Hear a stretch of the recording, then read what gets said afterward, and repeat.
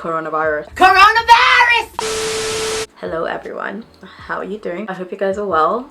It's been a while since I came up here to talk to you guys. I've just been really overwhelmed with my life. There's been a lot happening and it's been hard to post, but with all this self-isolation thing and 2020 bringing us coronavirus, I guess it's kind of given me time to come here and talk to you guys. So yeah, I've been fine, if you care. I hope you guys are well. Still in London. I've been feeling a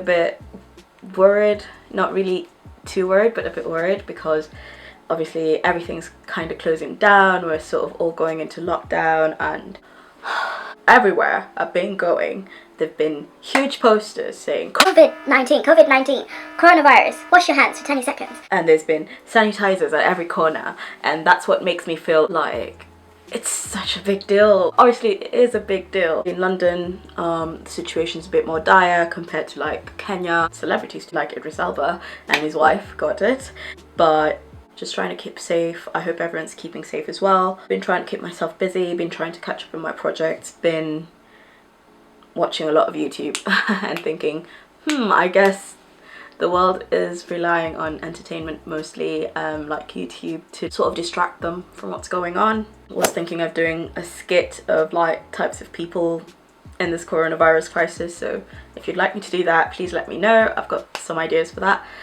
But this is just more of a candid video, just trying to show you guys how I've been and giving you sort of an update. I feel like this has brought the world sort of unified against a common enemy, which is COVID-19, coronavirus, and everyone's trying to find a solution, and everyone's trying to sort of come together through social media and try and show their solidarity. Everyone's just posting their videos, posting all updates, and it's really lovely to see the world come together like this.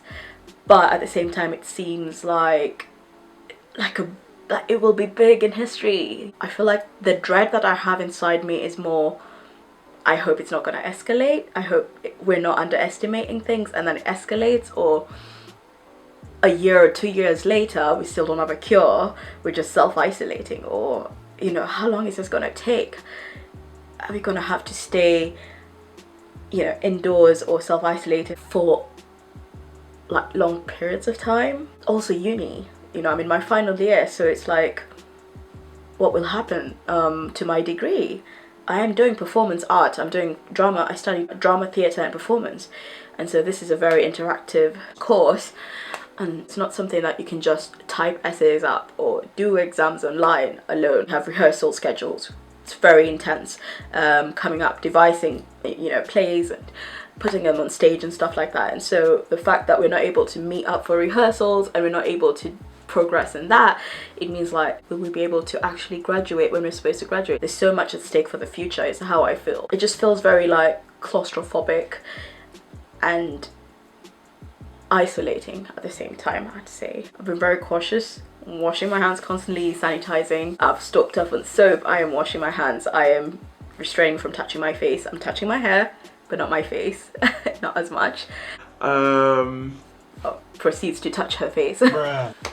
But I've been trying my best to sort of escape it in my own way, and I feel like everyone's just on that journey. I feel like it will breed a lot of art in the future, you know. People might come up with plays or art to do with COVID-19. People have different ways of responding to pandemics and crises like these. Yeah, many people turn to religion, other people want to form art, others feel depressed and feel suicidal, others are very factual and logical and are trying to protect themselves. Obviously institutions are trying to find cures. Others are very paranoid in a hypochondriac sort of way, but maybe not really, because the symptoms are very, you know, iffy. It can be like a common cold and then not. So you can be paranoid, you know, it's easy to get paranoid every now and then. Yeah, it's such an enigma, I'd say. The whole situation is so enigmatic. We'll see what the future holds. All we can do is just pray that everything sorts itself out, the world resets, and we learn our lesson in a way, if this is a lesson to be learned. But it's refreshing to see the world come together. It's refreshing to see people take breaks from their regular schedules and routines and sort of get time for themselves by force. The world, literally Mother Nature being like, stay in your house and don't come out, you know. And then I'm imagining the world resets itself. We sort of learn, maybe some people will get enlightened, you know, try new languages, try new skills alone, work out more, eat healthier, get themselves more mentally centered, stable, learn different skills. Like, there's a lot of things. Learn how to cook, write literature, poetry, whatever, pray more, meditate more, exercise more, everything. Get more creative, get in touch more with close family. I'd say there's a lot of that happening, which is a positive side of this, but at the same time it's very alarming, and it can go the other way of people feeling isolated and lonely and depressed, and income, obviously the economy, the world economy going down, the governments around the world trying to find solutions in terms of that. You know, there's a lot of things happening, so it's just crazy. Everything is just crazy. I'm literally just regurgitating everything in my mind about this whole coronavirus situation, and yeah, I'd like to know your thoughts, guys. So yeah, in the comment section, please just let me know what you think and how you're feeling about this and how you plan on approaching your quarantine / self-isolation time. I think the things that we used to take for granted, like going to the cinema, going clubbing with friends, or going for a drink or to a restaurant or stuff like that, very social activities that we take, you know, for granted most of our lives, the fact that that's been sort of stripped from us in a way, in a sort of sense, kind of makes us think and appreciate things more than we probably would before. So do with that as you wish. Mask on, fuck it, mask on, mask on, fuck it, mask on. I just went for shopping with my boyfriend at Asda to get groceries to stock up. Wore my mask the whole time, obviously. I'd say not many people had the mask on. We saw like maybe 2 or 3, maybe 4 or 5 people with a mask, but we definitely got some stares having our masks on, especially since we have like the medical grade ones and not the normal flat ones, so they're quite prominent when we put them on. You can barely breathe, but better safe than sorry, I think. So yeah, we went for shopping, stocking up my flat because of this whole self-isolation thing, and I'm ready to basically just stay in the house for the next 2 or 3 weeks without having to go shopping again. It kind of feels like an apocalyptic sort of time. It looks more isolated, like even when we went for shopping there was a lot of things that were missing from the freezers. Things have been cleared out. Obviously toilet paper is a big thing apparently, so yeah, lack of toilet paper was definitely in the equation, but it was just really weird to have to go shopping with this mask. I find everything so crazy. The state of the world currently is quite, I don't know, I feel like people either are like better safe than sorry, or on the other side of like,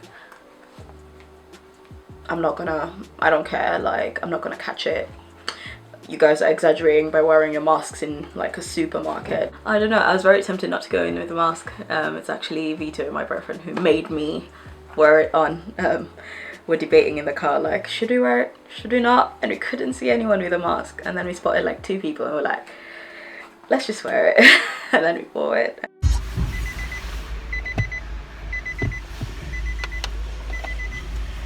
I felt a lot safer coming from the store, having shopped the whole time, having had the mask on, like, because we came into contact with a lot of people who were still shopping at the time, and yeah, it just felt like if any of them had it, we would not have caught it, and we're at least a bit more safe than before.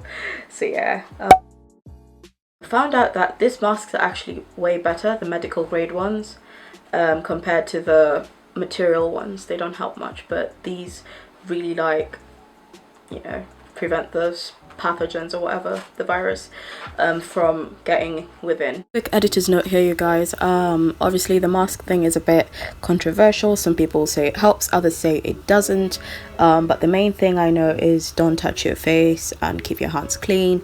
You can wear gloves or whatever. Sometimes a mask can help you not to touch your face because you'll be touching the mask.